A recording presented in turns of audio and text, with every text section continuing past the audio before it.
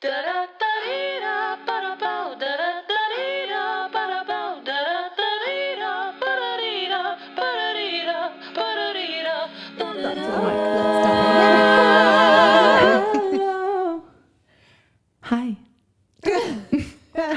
Hello. Yes. So we are back again because you love us so much. No, it's definitely not. Oh. Hello, we are back again. We hope that you've had a wonderful week. Yes, we do. Yes. And we're doing another episode today on... It's my turn now. We are taking in turns to kind of lead this conversation so that the other person is not prepped. So it is very... very. It is very authentic, everybody. No, you see, that was my own fault. This episode is for everybody. So this episode, yes, is for everybody. Yeah. But I don't know what it is. Actually, I don't actually know what the episode is about. So I'm excited. But what you'll get is some pretty raw, authentic responses to whatever Bria says in 3, 2, 1. I give my own cues, thank you. I give myself my own cues, thank you very much. So we are going to talk about the secret language between mothers and daughters for this episode, which I think is really fun. I think, everyone has different ways of, communicating with each other, and I feel like the unsaid, I'm not talking about like speaking in tongues, I'm talking more of, sometimes it is, sometimes you can understand me when I'm speaking with like my mouth full. Did you just say understand? Yeah, I did. Okay. See? Exhibit A. Exhibit A. Understand. Quite often I jumble my words just because I think faster than I'm actually able to do, if that makes sense. I just want to get this back on track. So what? Don't even know how we got to that. So what are we actually talking about? You were explaining? Yeah, it's like the glances, the facial expressions, the things that are, I guess, left unsaid between us that still we can have full-on conversations without saying a single word to each other from across the room, wherever it is that we are. Mums and daughters can do this everywhere. Yeah. It is a thing. It's a gift. Yeah, and I think the thing that kind of... and a curse.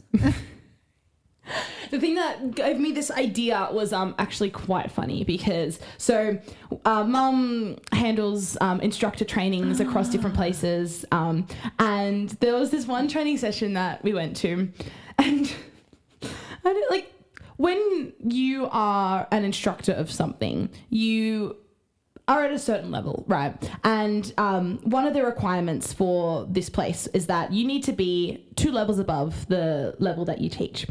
And so as like a general kind of, this is the first time that she was doing this. So she was kind of just getting to know everyone. And not the first time I was doing instructor training. No, the first time for this group. And so she was getting to know everyone. And what she's doing is she's going around in a circle, just asking, what everyone's working on. She knows what level they should be, what level they're teaching, and all of that. But it's just, I know exactly what you're going to say. I know exactly the moment that you're talking about. You expect a standard. You expect a standard, yeah. And when certain standard is not even touched upon, there's just a lot, and I'm the worst because I just laugh. I can read her so well that before the person that she was asking even answered her question with, and when I say answered, it was very, very like, so I'm working on, and I'm already losing, because when you're an instructor, you need to have a loud voice. You need to be able to speak to people. Fitness instructors, old school aerobics instructors, dance teachers. Yeah. It's not that we have to be, loud and obnoxious. That's not what we're saying. No, not at all. But you do get used to just speaking to people, and so you've done it for so long that I can read you so well.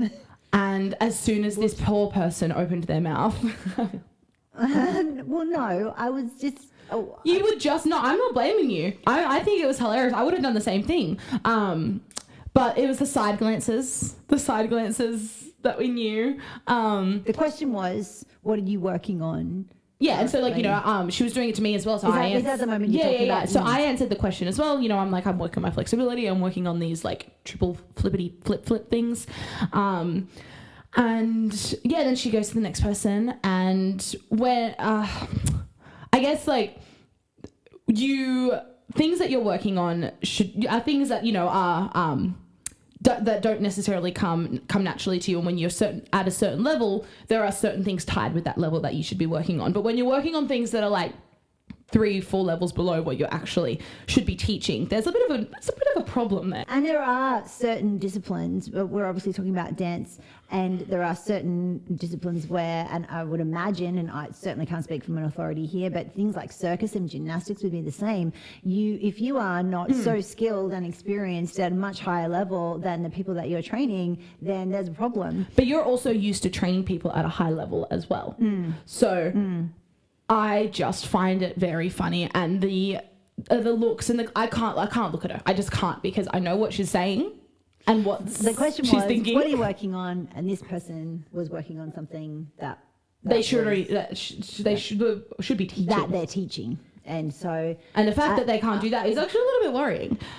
And honestly, it's like an instant air thickener. You can but it's an air thickener because it's you. And it's me and like a few of the other people who know her. We all think, we can all see it. I mean, I understand what's going on behind the eyes. Listen, okay, let me just say. Just like, I'm from old school training. So when I was doing, obviously, I did all sorts of Les Mills instructor courses and things like that. And I did advanced instructor ones. And when I was training, so not the trainer, but training to advance my skills, we used to have to do all sorts of things, and we didn't pass if we didn't do it at a fitness level that would just strengthen the discipline we're actually teaching. So I'm not even talking about those specific skills. I'm just talking about general fitness. That you had to have to. I had to do a plank test with a broomstick on my back and hold it. You were the last one, weren't you? That's right. Like he was going around in a circle, and he started purposefully on the one next to you, so that you were the last one. And that's fair, because I would have done the same to him. So there was 12 of us in a circle, and I was last. And mind you, I'd had 4 children at this point as well. And so by the time he got to me, it was 4.5 minutes I was holding that plank. And we're talking about full proper. And if he dropped it, you wouldn't have passed. I'm sure he would have made me do it again, which I probably wouldn't have been. I don't know if I'd be able to. And I know that there are people who can do 20-minute plank holds. I get that, but I'm just saying that's the background that you come from, and that was the requirement in order to do this to be an advanced instructor. That was one requirement, which sounds a bit over the top. But at the same time, because you had that, you then trained me in that same kind of way through all the different disciplines. And you when I ask you for help on certain things, you'll just give it to me honestly, and you'll. Well, and I obviously this relates to any field that you work in, but with my field being fitness and dance, it was just there was a certain standard that was you just had to be at to even go to the next level. It wasn't like you so and yes, I know this is an old school way of thinking. However, there are many times as a trainer, as an instructor, not even an instructor trainer, but just as an instructor, that you really do have to understand. But it's a safety thing as well, because if you can't physically do it, you don't understand how to then help someone who then might fall, or they will hurt themselves because you haven't necessarily said important kind of safety cues or anything that that you can foresee might happen before it happens. And that's and again, because we work in this physical kind of area. I mean, now we're talking about pole, but I've been fitness and dance for a long time. But it's the same thing. If you don't understand it, you can't help someone. If they're saying, I've got doing this is hurting my shoulder, you don't know then how to say to that person, if you do it like this, you'll be fine. And the understanding of that comes from obviously participating in these sorts of trainings and keeping your skills up. But I would say and also definitely surrounding yourself with people who are of a higher skill level than you so that you can always learn from them. But probably the biggest way to do it is just to train. You have to train yourself in that discipline so that you know what it feels like, how you keep safe, how you get into something and get out of something, how you land on the floor. But then, like, bringing this back. Oh yeah, we've got on track. Sorry, I get very passionate. But bringing it back, it you know, because Mum comes, you come from this way of doing things, Gen X. and and then when there are people who just haven't been around that before, like they just, and that's totally fine. Most people haven't been around that. Oh, did you see? She just gestured. If you're listening and not watching, what just transpired then was she just waved her arms, her hands in an energy field. I did. In my general area. So if you haven't been around that, no, it's not. It can be a lot. But because I have grown up around that, I completely, that's how I think as well. That's what I understand. So when she goes and asks these questions to people who just don't know about it and don't approach things in that same way, I can see what's happening behind the smile or the fading smile, or when she just stares at someone blankly and the air tenses, and I try not to laugh. I really, really do. It doesn't always work. Sometimes I have to excuse myself from the room or change the subject or laugh at something else because it can be awkward. It's an awkward moment. It is. Well, at the same time, you know, it's not. You're not trying to pull, I guess, single them out. It's just that what do you do? Like, you need to. Well, I'm brought in there for a reason. Yes. Right?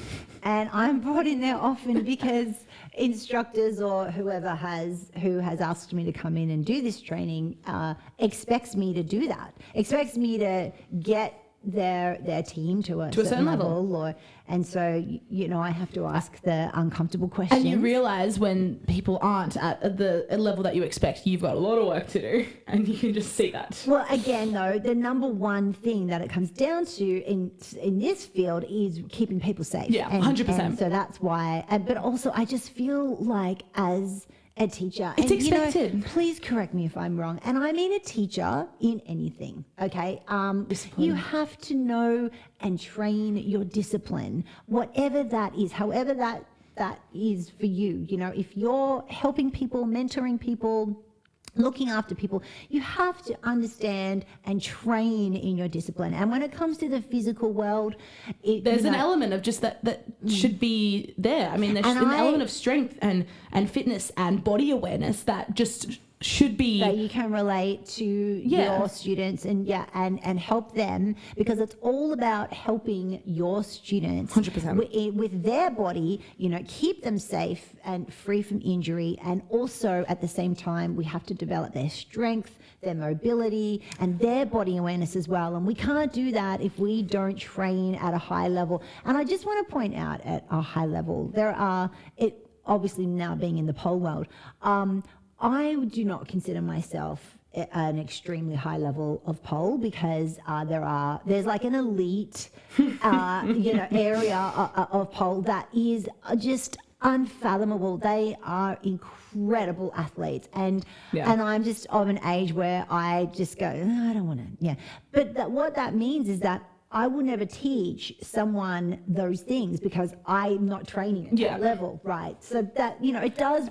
Yeah, but you can respect that as well about yourself. You teach what you know how to do, because you have that understanding of it. You're not going to teach something that you don't understand. No, that's right. And I wouldn't do that. I would, and I wouldn't also feel comfortable. I mean, it's about having the confidence to. So I think that's kind of where this kind of came into play, because there was this level of confidence where they really shouldn't have been.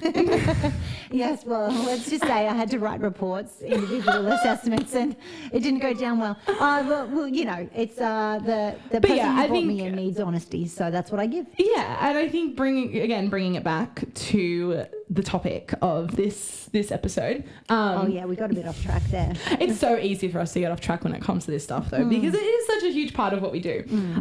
But this kind of thing does happen a lot, because something will be said in a studio setting or anything. Even it doesn't even have to. It can be a social setting. Yeah, 100%. And that's when the eye contact happens, and that just the glance and just the glance at each other of like, don't say anything, don't look at me. I know you've judged. I've judged too. We'll chat about it later. Yes, that is what happens. I know you've judged. I've judged. We're on the same wavelength. Let's talk later. Yeah, where people can't hear us.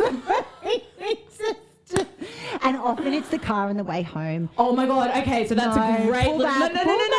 Please. No. Okay, I'll be careful. It's just a mum and daughter thing. Okay, so the car rides and I'm sure are the best things right now. Oh, and that's fine. We get judged a lot, and like it's funny. We do. People are mostly right. We do. I get on a daily basis. Oh, it's so funny. On a daily basis. This is not a plug for my personal Instagram, but I do have a personal Instagram poll page, and it's all about graceful poll. And I have Facebook and blah blah blah. And actually, the reason I mentioned the Facebook thing is because that's actually where it happens most. But on a daily basis, I get not just laughing faces, but actual like messages. Yeah, go to the effort of messaging me, you know, those gifs and things where of people, someone pointing and laughing. On a daily basis, several times, people actually go to the effort to send that to me. So it happens. It's part of life, right? Yeah, and so this is like definitely one of the best things happens because obviously I perform a lot and I do performances in theatre, opera, pole, you name it. And I'm being a little bit more strategic now in the ones I invite my mother to, but she comes to pretty much everything. You make the mistake yourself because you say to me, well, what did you think? And then I have to tell you. Well, yeah, because we get to the car. Yeah, we get to the car and we always have a debrief because there are things like, we're talking about. We just need to talk about it. It's not something that we even necessarily, and certainly not then anyway, know any better than anyone else. But no. You just need to debrief and you just need to go, oh my gosh, did you see that costume? The costume malfunction. When mics don't work, when, I trip over on stage, which has happened more times than I would like to admit. Actually, so many times that is going to be an episode. Oh, it should be. Not just on stage, but just in general. Well, she can trip over in shadow, actually. That was kind of my nickname when I was younger. It's quite funny, really. Just that incredible coordination and the physical sense that you've got versus in their daily life so clumsy. Other people don't understand it, and I stopped trying to understand it a long time ago. I just think it's funny. But I think because we both of us work in such people pleasing environments, being performers and instructors. We work with people a lot, and a lot of it is entertaining people, keeping people happy, talking to people, all of that kind of thing. We just need our debrief. Yeah, and just kind of do. So another example of this scenario might be when we're sitting down and having a debrief and the boyfriend comes in. Yeah. And don't worry, it's not a current boyfriend, so we can diss him as much as we want to. But just sits down. There's a time and a place, and that is neither. That is neither. You know what I'm saying? There are times where it's fine, but there are also times where... But I think it's also because of the way that this person in particular would insert themselves into the conversation. Well, yeah, he was a special one.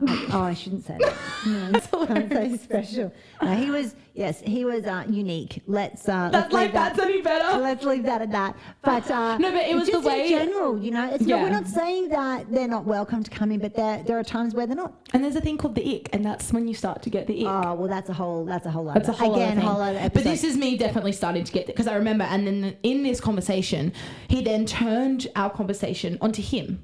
So as in he would take what we were saying and then make it about himself, and then that's when things started to go downhill. But we're looking at each other because we're like, can you not tell that we're talking without you and you're not in the space? You shouldn't be in the space.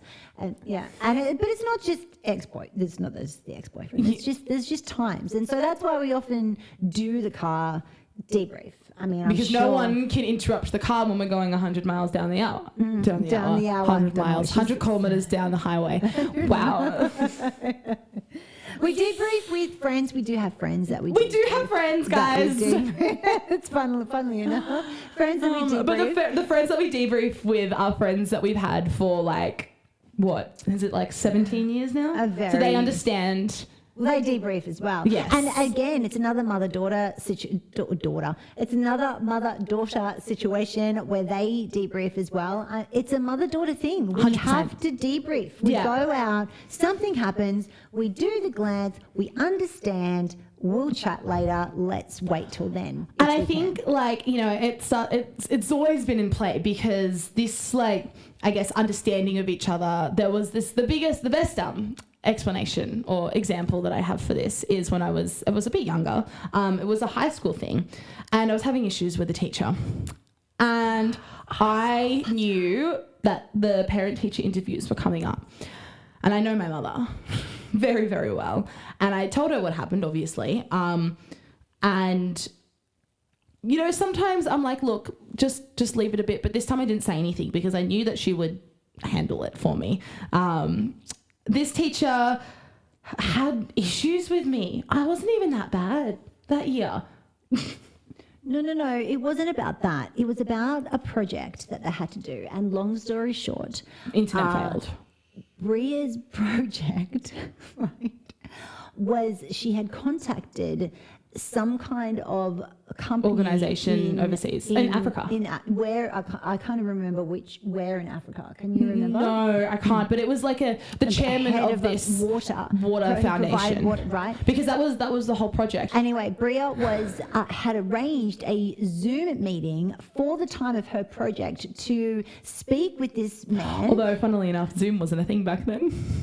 Oh, what was it? Skype. That's right. I know. I was going to say Zoom now. Arranged this meeting. She had everything set up, and she was going to speak with this man, and it was quite an incredible project. And anyway, so she was in year 9. So I was in year 8. Wasn't it? Year 8. It's about 13. Yeah. About 13. And anyway, so I went, and I was sorry, but what happened was when it came time to present the project, the internet failed. And I don't know, Skype back then was pretty terrible. It was very unreliable. And so she couldn't do that section. But of course, all of the rest was done. So I go along to I failed, by the way. Yeah, I failed that assessment because of that. Geography. Yeah, it was a geography. Not my strong suit. So we go along to the parent-teacher interview. I'm sitting across the table from this lady, and she said to me, I was just sitting there listening to this. Obviously, I already knew about the project because of Bria, and then she said, I think Bria is aiming way too high and needs to pull back and do the project at a level that she can control. And I sat back and we looked put at my each head other. down. We looked at each other, and that was one of those moments. I was like, okay. And she didn't give me any kind of indication to not go ahead because that's happened before as well. When the music teacher told you we're never going to make it in life. Oh, that's right. And I just said, and she just put her hand on me and like, it's okay, you don't have to. So I knew she didn't want me to go ahead with that one. I've had some great teachers in my life. But this lady, she just looked at me and gave me the go ahead by just leaning back in her chair. And so I did. I destroyed that woman. It was brilliant. We were in a hall full of other people having interviews. I didn't yell. I didn't have to yell. No, she doesn't yell. But no, that lady understood that from then on. But did she stay at the school after that? I don't think she did. No. Who says that to a child and a teenager who could really just be completely wasting their time and not putting any effort in? The point is that it was that acknowledgement of me being like, because like I said, for me, I've definitely been like, you know what, don't fight this battle. That's fine. I'm just going to let it play out. And we have our way of being like, you know what, just leave it. But then there are other times where I'm like, you know what, I don't want to deal with this. I'm going to let you deal with this. There was another time where the year coordinator was Bria had actually been Was this after I was touring with the show? This is when a few of the lovely girls decided to go on Facebook and really badmouth you, basically. And this is when there wasn't a lot of right. And it was the mother. It wasn't just the girls; it was the mother of the girls. No, it was the mother. And so again, up to the school I go, and the year coordinator told me that Bria really needs to try to make better friends by fitting in more. I'll make more friends if I fit in. Yes, and I stop doing these extra things and I just try to fit in, then maybe I'll have some friends. So, she would be singing and doing things like for the school and things, quite involved. We had our show, which we'll talk about later. Things. And so, and that's what they were really hassling her and teasing her about. And so, the year coordinator said to me that Bria really should stop doing those things, do more things to fit in, and she'll have more friends. So anyway, that was another acknowledgement of, okay, Mum, do what you got to do. And and then, so again, all mums can relate to that. And we're not just talking about, going up to schools and fighting for them, because that's a whole other episode as well. It's more about that acknowledgement of, what do you need from me? Are we on the same page? And eventually, I think we just create an art, like it's a whole language. Oh, like 100%. Yeah, we fully understand a look. The debrief later, the I don't want you to say anything, the go for it, do what you need to do look. Definitely. So in terms of those kinds of looks, and we still have them till today. And I mean, and there's no, us mums, we deal with it in the way that we try to respect, so that we're not going to ruin anything for you, either, or burn any bridges or anything like that. But in terms of those sorts of languages, and we'd love to hear about what different little like tics and things. Because if you work together, or if you're if you've got people in your circle who you like to side glance at. Yeah, but I think having this is really important. Like it's really, really important for us to have. I would go out on a limb saying almost all mothers and daughters have that. Almost all, I think, have that kind of way of communicating to each other. You just have that innate understanding that people do not get. Yeah. And, people outside of mothers and daughters as well, like, we're not going to get everything that happens with our best friends as them, as they're a pair of mother and daughter. Wow. A pair of mother and daughters. But there is just the one of each. But yes, we don't always understand each other's, but we respect that they have theirs. Thank you so much for joining us. We really, really do appreciate this support. And if you want to follow us on YouTube, it would be so grateful. Or on Spotify or on Apple. Give us a like and a follow, because it really does help us out. Thank you so much. Bye.